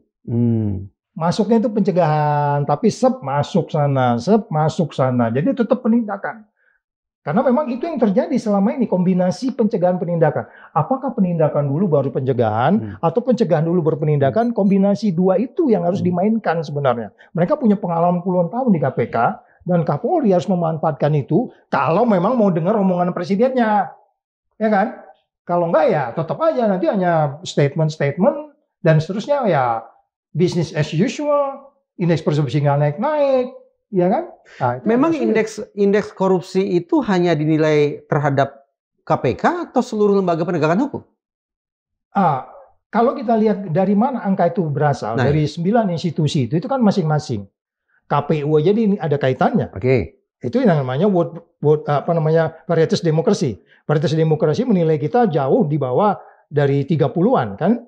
Yang 9 lembaga ini dapat jadi di rata-ratain jadi keluar angka 37. Yang dinilai itu semua cara kita berbisnis, cara kita mendidik masyarakat, kan masing-masing cara kita menata daya saing. Nah, itu yang World Competitiveness Index, World Economic Forum, cara kita berekonomi. Sri Mulyani yang ngomong-ngomong kayak gini, cuma ngomong sana ini ngomong sana. Standar-standar dari OECD aja nggak bisa dia penuhi, ya kan? OECD kan bicara konflik of interest. Ya enggak, konflik of interest-nya kan tinggi banget. Nah itu World Economic orang bicara di situ, World Justice Project bicara di situ, terus kemudian Economic Intelligence Unit bicara di situ. Itu semuanya kan perilaku kita. Itu yang saya selalu berulang di mana-mana, perilaku jaksa, polisi, hakim, pegawai negeri, guru, dosen, ijazah palsu. Lu pikir nggak ada pengaruhnya? Itu merusak. Pasti ada pengaruh. Itu merusak. Orang bingung dunia pendidikan kita kok begini. Itu yang dirusak. Jangan Anda bilang indeks persepsi korupsi kita bakal naik gara-gara isu ijazah palsu. No. Yang dirusak itu perilaku. Dan itu kenapa datang 9 institusi itu menilai itu secara kompleks dia nilai. Cara kita melaksanakan pemilu, KPI carut marut, MK-nya kayak begitu, itu semua dinilai. Dan itulah yang disebut bagaimana kita melaksanakan demokrasi, kaderisasi di partai, ada ujuk-ujuk orang tiba-tiba jadi partai, ketua partai belum cukup umur, itu diketawain sama varietas demokrasi. Mana kaderisasinya? Saya aja ketawa. Itu makanya. Jadi sekali lagi, kalau saya mengatakan kita berharap semua kita, terlebih leaders ya, baca kenapa kita angka 37 itu supaya Anda tidak merasa salah sendiri. Oh, saya gubernur disalahin sendiri. Ternyata di kepolisian juga begitu, di penegak hukum gini, di hakim itu kompleks semuanya. Jadi kita semua harus belajar jangan menyalahin diri sendiri dan menyalahkan orang lain. Gitu, kira-kira gitu. Kita tidak bisa tutup mata lah ya, sekian banyak kementerian, lembaga, bahkan juga BUMN itu posisi elitnya diduduki oleh mereka-mereka yang datang dari lembaga-lembaga penegakan hukum. Ya, kita tidak bisa tutup mata terhadap Ya. pernyataan itu. Saya sesungguhnya ingin membangun harapan positif bahwa mumpung para elit di kementerian atau lembaga adalah personil-personil penegakan hukum, bahkan berbintang, Yes. maka kementerian dan lembaga akan lebih taat hukum, akan lebih sehat, akan lebih berintegritas, akan lebih bersih dari korupsi. Boleh ya saya bangun ekspektasi begitu? Ya. Makanya kembali lagi, seseorang itu melakukan sesuatu itu kan biasanya sesuai dengan latar belakangnya. Pengalaman sekian tahun itu merupakan satu bagian yang tidak terpisahkan dengan cara kita mengambil keputusan dan kebijakan dan seterusnya. Jadi menjadi aneh ketika seseorang punya pengalaman di penegak hukum, yang kemudian dia belajar betul, mulai dari mendalami kasus, kemudian membawa kasus menjadi sebuah kasus yang besar, di konstruksinya dia pelajari, kemudian setelah dia memegang jabatan penting, tidak laksanakan itu. Itu banyak penyebabnya kan. Sehingga orang tanda tanya, oh inilah kalau yang namanya money politics. Oh inilah kalau yang namanya kabinet dibentuk tidak dengan berdasarkan yang kompetensi based, merit system, merit system dan seterusnya. Nah, ini yang menurut saya pertanyaan besar. Jadi orang yang datang dengan dirinya sendiri pun yang dengan pengetahuan yang minim, katakan lagi ini deh. Ada tukang beca nih. Tukang beca jadi menteri. Tiba-tiba datang orang. Ini tukang beca, bukan tukang kayu, bukan tukang kayu. Ya, tukang beca. Kita ambil yang lebih rendah lagi nih. Tukang beca datang, terus datang orang yang bakal mau bikin proyek nuklir nih. Datang. Pak, kita mau bikin nuklir supaya Jawa ini nggak kegelapan. Karena batu bara udah bla bla bla energi hijau, energi terbarukan itu kan masih gampang diterima. Ya nggak? Masih terima lah tukang beca itu. Apa itu energi hijau itu, Pak? Itu pohon tuh keluar oksigen, jadi kemudian bumi nggak panas. Oh iya, jadi kita harus bangun nuklir ya? Iya. Itu aja dia udah bisa putuskan bangun nuklir nih. Itu tukang becak loh ini. Menjadi ruwet kalau tukang becak tuh mulai mikir. Wah, nih mantep barang ini, berapa ini? Bantuan asingnya berapa ini? Ada personal interest di situ. Itu yang disebut, saya bilang tadi, yang bisa diselesaikan oleh Sri Mulyani dalam kaitan konflik of interest di Indonesia. Sehingga OECD masih ketawa-ketawa aja ngelihat kita. Lu selesai dulu dong konflik of interest. Semuanya kan konflik of interest. Bang Saud, juga masih di Fit and Properties DPR RI, Setio Budianto yang sekarang sudah terpilih sebagai Ketua KPK, memberikan sorotan terhadap kekompakan antar lembaga penegakan hukum yang ya kalau saya bahasakan secara vulgar masih compang-camping lah. Masih ada ego sektoral, masih ada benturan kepentingan, dan itu mengganggu kerja pemberantasan korupsi. Itu dinyatakan oleh Setio Budianto. Bang Saud sepakat dengan itu? Bahwa antar lembaga penegakan hukum, berarti Polri, Kejaksaan Agung, Mahkamah Agung, KPK, paling tidak itu ada ketidakcocokan satu sama lain? Mereka memang dibentuk sebenarnya untuk saling check and balance satu sama lain. Makanya waktu dulu kita berpikiran gini, udah deh, jaksa-jaksa ini dari kita aja deh. Penyidik juga sempat dikatakan begitu. Iya, harus rekrut internal. Iya, kita berpikir waktu itu ada penyidik internal, itu sukses. Iya, itu sukses ya. Sukses jalan itu. Kita rekrut sendiri jadi. Walaupun tuh akhirnya segala macam. Bukan outsourcing kan ya? Bukan outsourcing. Walaupun sempat banyak poster-poster juga waktu itu di ruangan itu. Kita bilang itu bagian dari demokrasi, silakan. Tapi program jalan terus. Tapi jaksa itu kan menurut undang-undang harus dari kejaksaan kan. Kita minta, oke, kita rekrut sendiri. Kita titipin di sana supaya undang-undang baru balikin lagi. Jadi ada upaya-upaya manuver itu adalah maksudnya bukan kita tidak percaya orang lain. Tapi bagaimana membawa tim menjadi satu pikiran, nilai yang di kepalanya menjadi sama. Kan kita punya pengalaman. Ada berapa case bahwa kemudian ketika menangkut kejaksaan kita sulit menyelesaikannya. Dan kita bisa bayangkan apa reaksi jaksa-jaksa yang ada di KPK waktu itu. Saya nggak usah jelasin. Tetapi itu menunjukkan bagian dari risiko. Risiko itu yang kita harus hindarin sebenarnya. Yang tadi itu sebenarnya risikonya menjadi lebih besar. Bagaimana risiko ini bisa menjadi lebih kecil? Ya meminimalisir segala hal yang memungkinkan risiko itu besar. Jadi apakah dia menjadi saling check and balance satu sama lain? Itu harapan kita. Kita berharap suatu saat ketua KPK ditangkap oleh jaksa juga dong. Sebagaimana kemudian suatu saat KPK juga menangkap seorang kejaksaan atau pimpinan kejaksaan sekalipun. Itu wujud check and balances jalan gitu. Iya, itu yang saya berkata. Dan di mana orkestrasi itu akan menjadi lebih menarik kalau presiden yang bicara itu. Oke, mungkin presiden tidak masuk sampai sedetail itu, cukup di dalam rapat tertutup. Ingat ya, 3/3 saling check and balance ya. Nah itu harus udah paham aja dia. Kalau nggak ngerti juga, Ya harus diganti juga tuh orang itu kan begitu. Iya, saya membayangkan Korea Selatan, presidennya pun bahkan ditangkap. Ya. Nggak usahlah Korea Selatan, tetangga kita, Malaysia, Ya. Perdana Menteri diciduk karena korupsi. Ya. Tapi apa ia sanggup ya? Kalau kita mau bicara keadilan, kebenaran dan kejujuran, ya itu harus. Iya, ya harus. Saya paham itu Jangan harus. ketawa loh kalau aku bicara keadilan, kebenaran, kejujuran. Iya, Madilog tuh punya prinsip terbentur. Gitu. Jadi apa yang Bang Saud katakan itu terbentur pada kenyataan menurut saya gitu. Jadi artinya kita nggak diawang-awang ya. Jangan-jangan jadi perbincangan utopia, mudah-mudahan nggak begitu kan. Iya. Bang, pernah tidak meluangkan waktu untuk menilai kinerja lembaga penegakan hukum yang punya core business di bidang pemberantasan korupsi? Misalnya, Jampitsus, Jaksa Agung Muda Pidana Khusus, itu menangani korupsi bukan? Ya. Oke. Ada tidak pandangan atau evaluasi lah dari Bang Saud terkait Jampitsus? Ketika kita merasa bahwa memang pemberantasan korupsi itu adalah semua biang kerok persoalan di Indonesia ini, kan banyak upaya-upaya koordinasi yang dilakukan oleh KPK sesuai dengan undang-undangnya, yang disebut sebagai trigger mechanism itu. Tapi sekali lagi, trigger mechanism itu kan itu lebih kepada di tataran manajemennya. Manajemennya ya pasti dia lebih tahu daripada KPK sendiri dong. Iya. Manajemen di Polri lebih tahu. Semestinya. Termasuk siapa yang mukanya biru, hijau, kuning, abu-abu, semua kan mereka yang tahu kan. Ya kita nggak bisa masuk di situ. Nah kita hanya bisa masuk ketika kemudian ada peristiwa pidana yang memungkinkan kita masuk di situ. Jadi sekali lagi, kalau memang kita mengatakan bahwa ketiga institusi ini harus berada di tempatnya per hari ini sesuai undang-undangnya, ya itu dijalankan dengan baik, dijalankan dengan benar, terus kemudian bagaimana itu bisa jalan dengan benar, kalau kemudian nilai di kepala, saya selalu mengatakan bicara value loh ya, nilai di kepala itu masih berbeda. Yang satu bilang selalu memaafkan, apa istilahnya itu dalam bahasanya bro itu? Ya karena nggak signifikan dimaafin. Oke. Ya kan, karena restoratif justice kalau perlu.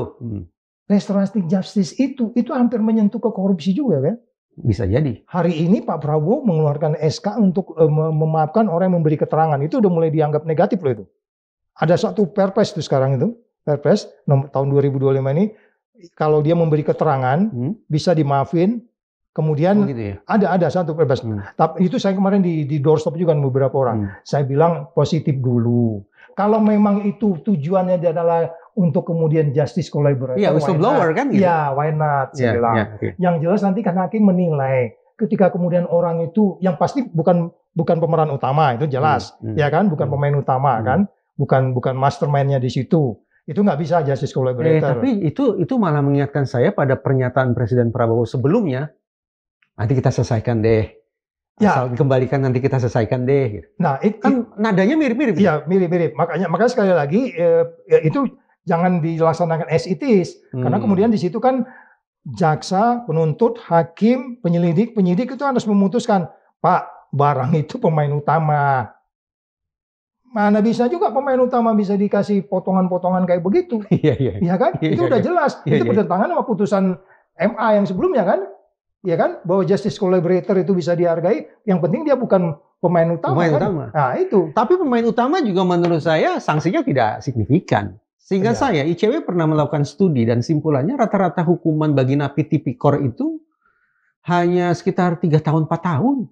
Iya, itu di dalamnya nanti kan cuma setahun 2 tahun ya. Potong sana potong sini kan. Iya. Ya itu makanya saya bilang kalau ditanya orang, saya selalu berpikiran positif. Kan kita nggak boleh dendam juga menghukum rakyatnya sendiri.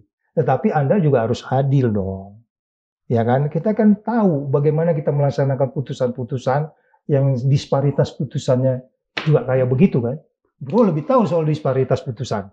Iya, Indonesia belum punya logbook untuk mengunci agar antara satu putusan dengan putusan lain tidak terlalu senjang begitu kan. Itu makanya saya bilang ini banyak soal lagi. Kalau menurut saya Pak Prabowo 5 tahun ini masuklah kepada yang lebih detail-detail kayak begitu. Jadi stop pidato di TV, udah senyap aja main di bawah. Oke, menginspirasi perlu sebulan sekali, 2 bulan, berapa kali gitu ya. Bang Saud mengatakan tidak boleh juga balas dendam terhadap warga negaranya sendiri. Berarti kan kalau pakai bahasa susah, Bang Saud ini kan menolak filosofi retributif. Betul ya? Bahkan dalam konteks pemberantasan korupsi pun. Bukan menolak. Bukan menolak. Saya ketemu dengan orang yang betul-betul bikin saya sebel.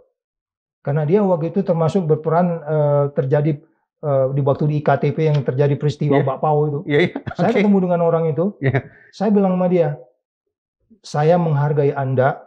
Dan di mata saya Anda lebih mulia daripada orang di luar sana yang belum bisa gue penjarain. Benar nggak? Dengan segala macam cara supaya dia tidak dipenjara. Main kekuatan politik, main kekuatan bla bla bla bla bla bla bla bla bla. Sementara dia karena ini bisa kita karena berperan di kasus Bak Pao itu. Ini Bak Pao Setia Novanto? Iya, kasusnya kan kasus Bak Pao itu kan. Bang Saud menyebut ini kisah tentang Setia Novanto. Iya, kan ada seorang lawyer di situ. Ya. Yang menurut saya waktu itu ketemu di TV, saya bilang, di mata saya Anda lebih mulia. Maksud saya itu kaitannya dengan tadi, Anda nggak boleh dendam bro. Ketika seseorang sudah diadili, soal disparitas putusan is not my kompetensi. Itu kompetensinya para hakim yang mulia. Di situ kita diskusi lagi, beda lagi naskah akademiknya. Iya kan? Beda lagi disertasinya, kan gitu kan? Jadi sekali lagi, bukan maksudnya saya retributif dan kemudian saya nafikan dan seterusnya. No. Setiap orang harus bertanggung jawab. Tetapi pada bagian lain, masa Pancasilanya di atas dinding, bro. Kita sudah bicara KPK, Kejaksaan, Mahkamah Agung, Kepolisian. Ada satu loh menurut saya subsistem dalam mata rantai peradilan pidana kita, yaitu pemasyarakatan.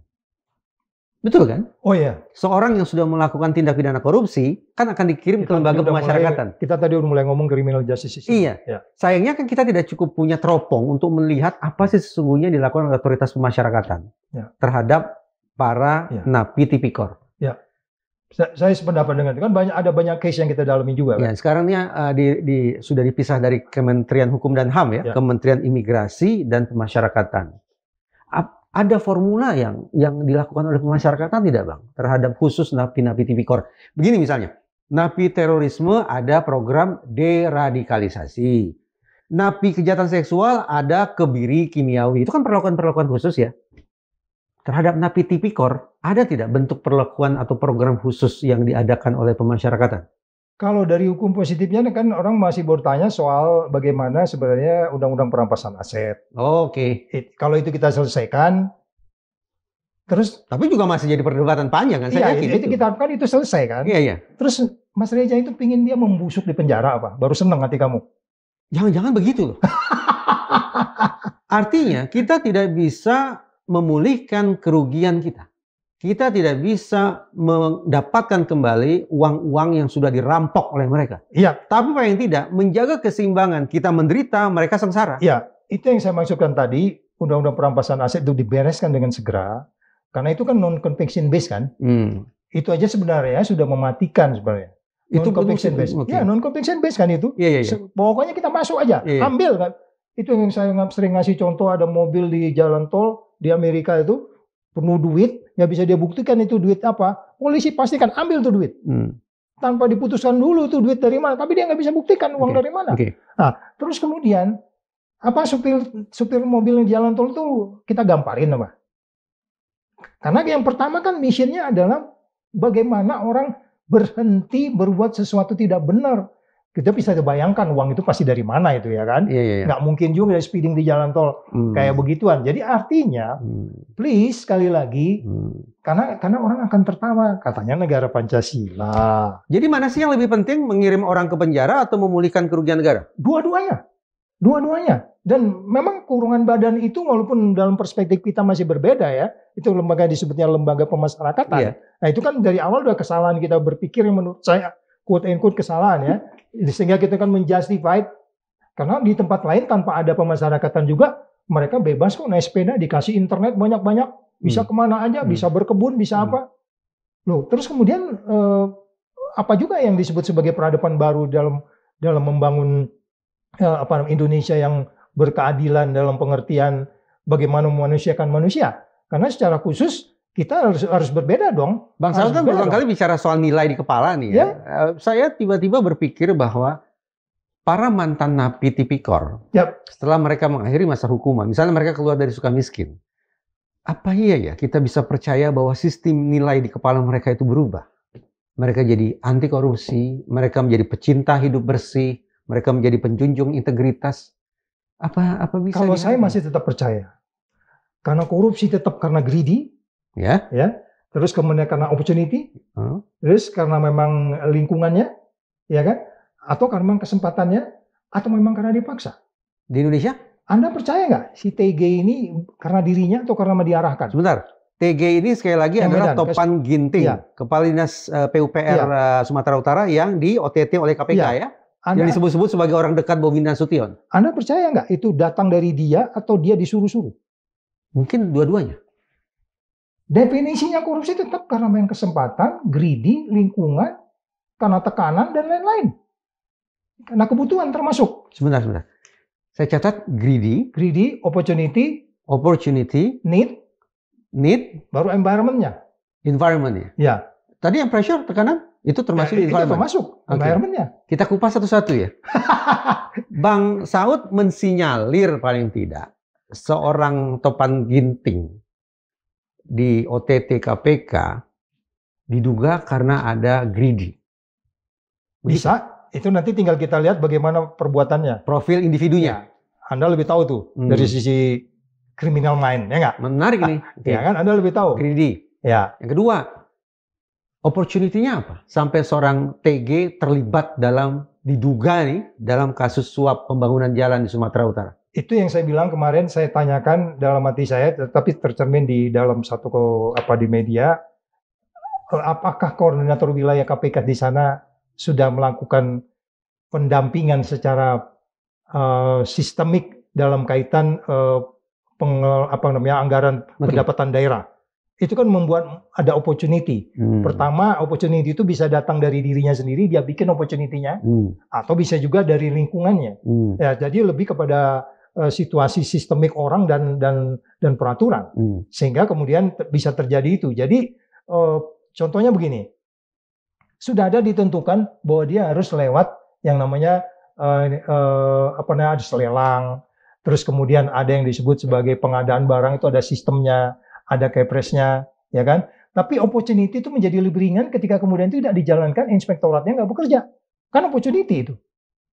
Inspektorat kan harus melihat, lu proyek gede-gede, lu punya program apa? Gue lihat dong ininya. Kapan kamu lelang, kapan kamu umumkan, kapan kamu ini kan. Udah dilakukan nggak itu? Sehingga kemudian mereka ter-challenge untuk kemudian mereka ikuti peraturan. Jadi munculnya opportunity itu, kira-kira gitu. Tapi opportunity itu bukan berarti kemudian terus-menerus diadakan kan?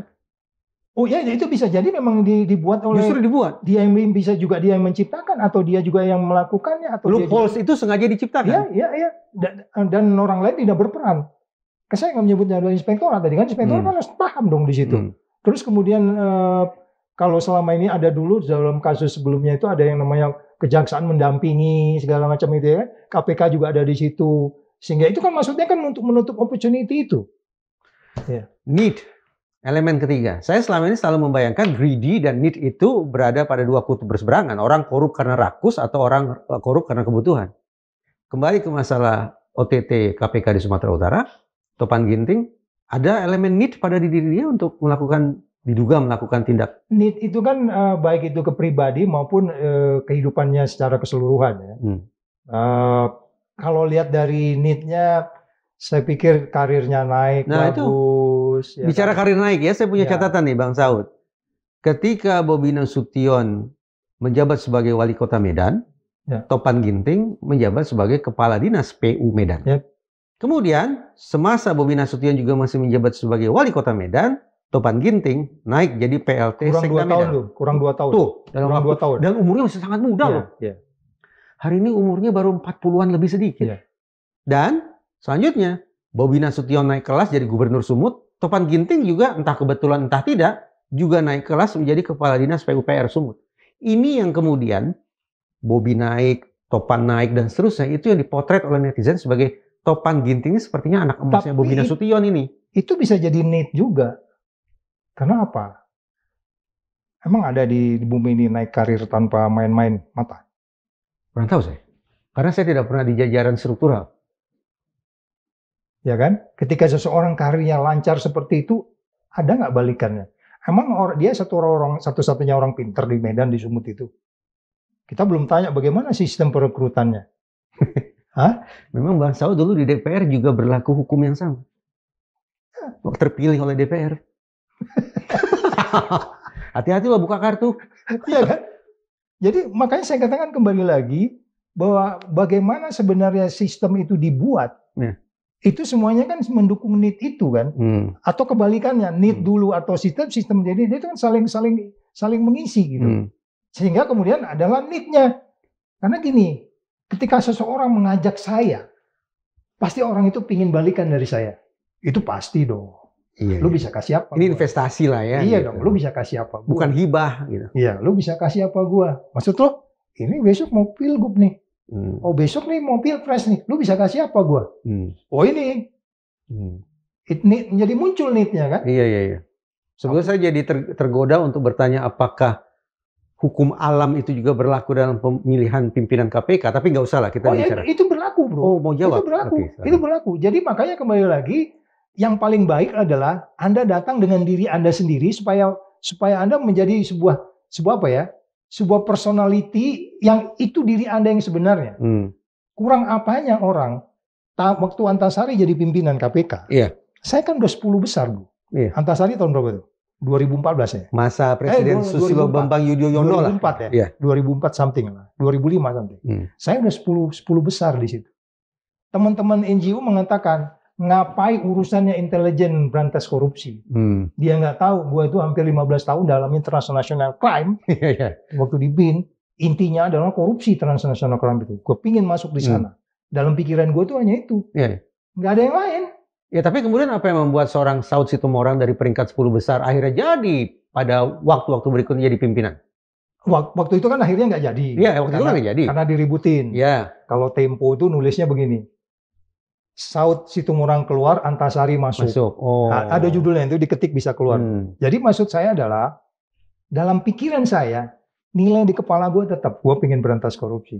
Ke Australia dulu beberapa saat, gue balik lagi daftar lagi kan gitu. Gue datang dengan diri gue sendiri. Orang cari-cari, ini Saud siapa? Itu wajar gitu loh. Tetapi kemudian kalau kita bersimulasi, nutup, sampai sejauh mana Anda bisa menutupin kelemahan Anda?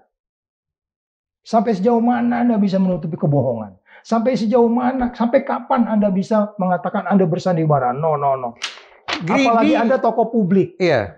Greedy, opportunity, need, dan environment. Ini faktor-faktor yang bisa menjerumuskan orang sampai kemudian jadi pelaku korupsi. Ya, itu banyak teori ya. Itu saya pakai teori ini nih. Ya. Teori ini juga bisa kita pakai ketika menyoroti adanya pimpinan KPK yang melakukan korupsi gitu misalnya. Oh bisa. Itu kan ada naskah akademiknya nih teori ini. Berarti lingkungan atau environment KPK pun sesungguhnya juga tidak imun-imun amat dong. Itu sebabnya Bung Reza. Ketika ada pegawai, saya ngasih contoh ini pasti penonton bosan. Karena di banyak podcast saya udah ngomong. Ketika ada seseorang di KPK. Supaya nggak bosan sebut aja namanya.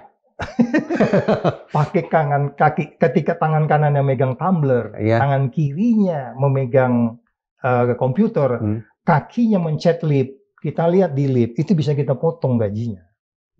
As simple as that di KPK. Kita zero toleran di KPK. Saya salah ngomong di TV, hampir dipecat, saya diadili lebih oleh 8 orang dan 7-nya itu dari luar, hanya dari dalam 1. Diadili cara berpikir saya, salah ngomong di TV itu. Ya kan? Jadi check and balance-nya kuat. Begitulah cara Anda menutup greedy, opportunity, need, dan seterusnya itu. Anda nggak boleh memberi sedikit pun peluang, termasuk umpamanya menteri-menteri ini yang salah ngomong, itu Prabowo harus tegur. Ya kan? Salah kebijakan, itu kasih warning, kasih keputusan, sekian lama kamu saya pecat. Itu yang disebutnya zero tolerance. Anda nggak akan sukses memberantas korupsi kalau nggak ada zero tolerance. You can be sure. Zero tolerance di KPK tidak serta-merta berlaku juga menjadi hukum di lembaga penegakan hukum lain kan? Negara lain menunjukkan zero tolerance membuat negara itu sejahtera. Anda jangan lihat Amerika sekarang dong. Anda lihat Amerika sebelumnya dong. Anda lihat Inggris sebelumnya dong. Bagaimana mereka zero tolerance terhadap perilaku orang. Ya kan? Sekarang negara-negara lain, Taiwan sudah mulai, Thailand sudah mulai, ya kan? Tetangga ribut-ribut jam 11, lu telepon 5 menit polisi datang. Kasus atau kegemparan buku merah itu terjadi di masa Bang Saud bukan? Ya. Nah pertanyaan saya begini, terhadap oknum-oknum itu penyidik ya? oknum-oknum penyidik itu yang sudah merobek barang bukti itu, mereka diapakan? Waktu itu saya ingat saya dikembalikan. Artinya itu merupakan manifestasi zero tolerance. Oh yes, seharusnya zero tolerance. Tapi sebenarnya kalau kita mau sebenarnya itu harus dipidanakan. Karena itu kan menghalang-halangi penyidikan juga. Lalu kenapa tidak dipidanakan? Nah, itu kan tergantung kebijakan pimpinan. Pimpinan maksudnya? Pimpinan berlima. Oh. Pimpinan berlima. Jadi Saud Situmorang tidak sendirian di situ kan. Selalu kebijakan itu diambil. Waktu itu skornya berapa? Aku nggak ingat ya waktu itu. To be honest, aku nggak ingat. Berarti memang mayoritas tidak setuju kasus itu dibawa ke ranah pidana? Nggak disimpulkan begitu. Nggak disimpulkan begitu. Oh, bukan begitu simpulannya? Cuman waktu itu orang yang bersangkutan sudah pulang, kita anggap udah selesai. Pokoknya KPK zero tolerance, tidak berkompromi. Termasuk terhadap oknum-oknum itu? Oh ya, termasuk oknum, termasuk pimpinan sendiri. Umpamanya katakan ada sesuatu dia lakukan tanpa diketahui oleh pimpinan yang lain. Ya, bahwa dia bertemu dan seterusnya. Itu makanya dulu yang namanya pengawas internal itu lebih apa namanya, lebih capable dibandingkan umpamanya inspektorat yang dengan sistem pegawai negeri yang sekarang. Karena dulu sebelumnya pengawas internal itu mereka bekerja proaktif, bahkan melihat detail-detail orang. Kalau ke daerah itu melakukan apa, ketemu siapa, bekerja dan seterusnya. Sekarang saya nggak tahu apa itu dilakukan. Separah itukah yang dilakukan oleh oknum-oknum itu dalam kasus buku merah sampai kemudian harus diberlakukan zero tolerance? Separah itukah perbuatan mereka? Iya, karena memang waktu itu yang jelas itu kan salah satu barang bukti kan. Barang bukti adanya keterkaitan seseorang memberi sesuatu kepada seseorang, ya kan? Tidakkah sikap KPK itu berlebihan? Karena faktanya yang saya ketahui, mereka-mereka yang kemudian kembali ke institusi asalnya karirnya justru moncer. Ya, itu makanya saya bilang memberantas korupsi nggak bisa Anda sendiri. Ini harus sistem. Kalau kita jaga di sini, di sana dibelain, mau bilang apa, bro? Atau tadi kita bicara criminal justice system. Hakim ngasih dia kuat sekian tahun. Tapi begitu masuk di sana, dia keluar ke sana, ada ikut main tenis, segala macam, udah keluar dari penjara. Jadi, kembali lagi pertanyaannya, orkestrasi ini di tangan siapa? Di tangan Prabowo. Orkestrasi dalam penanganan OTT KPK, indikator keberhasilannya akan seperti apa ya dalam kasus dugaan suap pembangunan jalan ini? Akan disebut sebagai berhasil kegemilangan KPK manakala semua pihak yang terkait dan harus bertanggung jawab di situ ditindaklanjuti. 5 orang tersangka saja tidak cukup? Tidak cukup dong. Kira-kira akan kemana?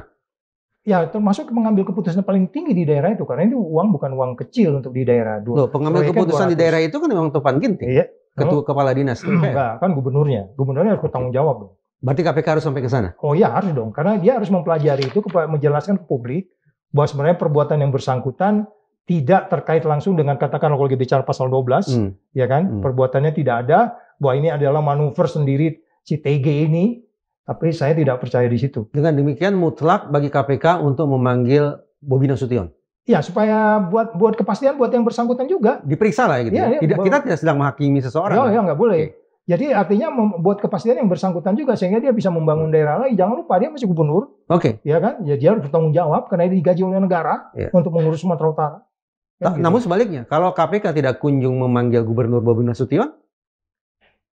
Saya tidak dalam posisi di situ, tapi kalau saya pimpinan penyidik harus jelaskan dulu apa persoalannya. Kenapa enggak? Apa ini linear begitu aja? Mana saya mau lihat pembicaraan mereka. Apa aja pembicaraan? Itu pasti ada komunikasi, Pak. Pasti ada komunikasi. Tony Saud Situmorang, pimpinan KPK periode 2015-2019. Terima kasih sudah datang ke ruang diskusi Madilog. Yap. Thanks, bro. Terima kasih, Bang.